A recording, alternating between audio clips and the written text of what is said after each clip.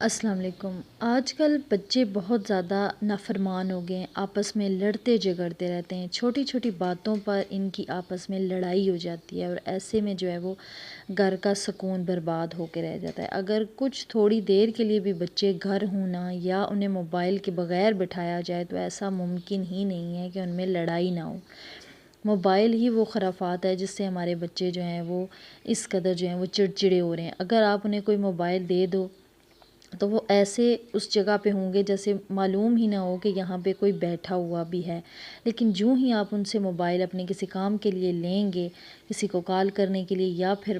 Time بہت زیادہ ہو جائے تو آپ اکثر والدین اپنے بچوں سے موبائل لے لیتے ہیں، تو آپ نے محسوس کیا ہوگا کہ بچے اسی دم چڑچڑے ہو جاتے ہیں اور آپس میں جو ہے وہ لڑائی شروع کر دیتے ہیں۔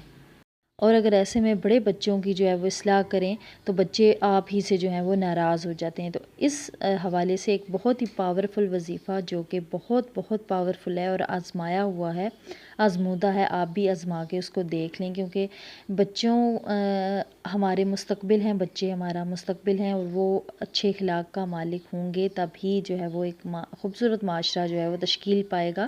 اور وہ جب خود آپس میں سلوک اتفاق سے رہیں گے تبھی جو ہے وہ گھر کا بھی سکون جو ہے وہ قائم رہے گا۔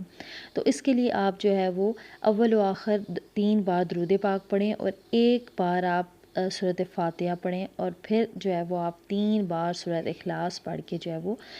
ان بچوں کو ہدیہ کر دیں۔ کہ یہ تو عمل وہ ہے کہ جب لڑائی ہو رہی ہو تو آپ فوراً سے کر کے ان کو ہدیہ کر دیں،